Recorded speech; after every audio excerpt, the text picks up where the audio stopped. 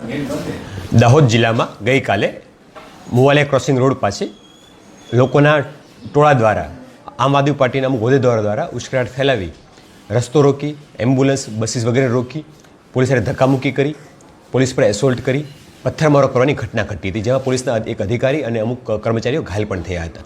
આ ઘટના અન્વયે દાહોદ રૂરલ પોલીસ સ્ટેશનમાં ગુનો દાખલ કરવામાં આવ્યો છે. જે ગુનામાં ભારતીય ન્યાય સંહિતાની રાયોટિંગની, ગંભીર વ્યથાની, અવરોધ કરવાની, હથિયારો રાખવાની વગેરે કલમો લગાડવામાં આવેલી છે. આ એફઆઈઆરની અંદર 14 જેટલાના નામજોગ અને 200 જેટલાનું અનનોન લોકોના ટોળા સામે ફરિયાદ દાખલ થઈ છે. આ 14 લોકો પૈકી 13 લોકોને પોલીસે હાલમાં અરેસ્ટ કરી લીધા છે. એક વ્યક્તિ પકડવાનો બાકીમાં છે, તથા જે અનનોન માણસો છે એમને પણ વિડીયો ફૂટેજ અને સીસીટીવી આધારે નામ શોધી અને પકડવાની તજવીજ હાલમાં ચાલુમાં છે. આજે 13 લોકો પકડાયા છે. તેઓના નામ જોવા જઈએ તો કૃષ્ણા ચારેલ, જે આમ આદમી પાર્ટી મીડિયા સેલનો ગુજરાતના પ્રદેશ ઉપપ્રમુખ છે, દેવેન્દ્ર લક્ષ્મણ મેડા, અજય કસના ચારેલ, મહેન્દ્ર રમેશ માવી નગરાળા, ધીરેજ અઠીલા ગડોઈ, અનિલ તારસિંગ ગડોઈ, મહેશ જવસિંહ પલાસ, જીગર રમસુ નીનામા, કમલેશ કડુ વળવી અને આશીષ ડામોર. આશીષ ડામોર છે 2026 તાલુકા પંચાયતને ગડુ સીટ ઉપરથી આમ આદમી પાર્ટીના ઉમેદવાર હતા. આ 10 લોકો ઉપરાંત વિકાસ ભરત બિલવાળ, શંકર પરમાર, સતીશ બબરિયા, આમ મળીને ટોટલ 13 લોકોને પોલીસ દ્વારા હાલમાં અરેસ્ટ કરવામાં આવ્યા છે. આ 13 લોકો પૈકી જોવા જઈએ તો 3 લોકોના ગુનાહિત ઇતિહાસ પણ જણાવ્યા છે, જેમાં મારામારીના, પ્રોહિબિશનના, કિડનેપિંગના, ખરણી ઉઘરવાના વગેરે કેસો પણ દાખલ થયેલા છે.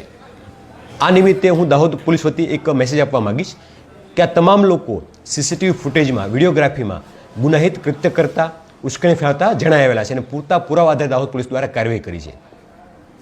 આ લોકો સિવાય પણ ગઈકાલે લગભગ 20 જેટલા અન્ય લોકોને ડિટેન કરવામાં આવેલા હતા, પરંતુ પૂરતા પુરાવા સમીક્ષા કરી, વિડીયોની સમીક્ષા કરી, તેમનો ગુનાહિત રોલ નહીં જણાવ્યા હતા તેમને છોડી દેવામાં આવેલા હતા, ડિટેનમાંથી મુક્ત કરવામાં આવેલા હતા. દાહોદ પોલીસ આગળ પણ જે ઘટના છે એના પુરાવાને આધારે, વિડીયોગ્રાફીને આધારે અને પૂરતા સાક્ષીને આધારે જે લોકોનો રોલ છે તમામને પકડવામાં આવશે, કોઈને પણ છોડવામાં નહીં આવે. સામે પક્ષે જે વ્યક્તિ નિર્દોષ છે, કે જે માત્ર અમુક આગેવાના ઉશ્કેરાટને કારણે કે ત્યાં હાજર હતા, કે થોડા દૂર ઊભા હતા, કે જે વિડીયોમાં પણ આવી ગયા છે પરંતુ કોઈ રોલ નહીં હોય, એવા કોઈ પણ વ્યક્તિને હેરાનગતિ કરવામાં નહીં આવે, એવા કોઈ વ્યક્તિને પકડવા પણ નહીં આવે. દાહોદ પોલીસ દ્વારા બિલકુલ તટસ્થ, ન્યુટ્રલ, ન્યાયિક તપાસ કરવામાં આવશે અને કાયદેસરની કાર્યવાહી હાથ ધરવામાં આવશે.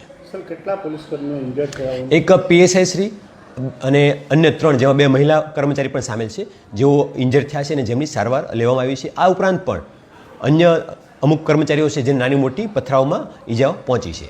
સર, આ પકડાયેલા છે એમાં કોઈનો ગુનાહિત ઇતિહાસ? આ પકડાયા છે એ પૈકી દેવેન્દ્ર લક્ષ્મણ મેડા, મહેન્દ્ર રમેશ માવીનો ઇતિહાસ છે. આ ઉપરાંત ટીકુ ઉર્ફે નિર્મલ ચારેલ છે નગરાળા, એમનો પણ ઇતિહાસ ગુનાહિત ધરાવે.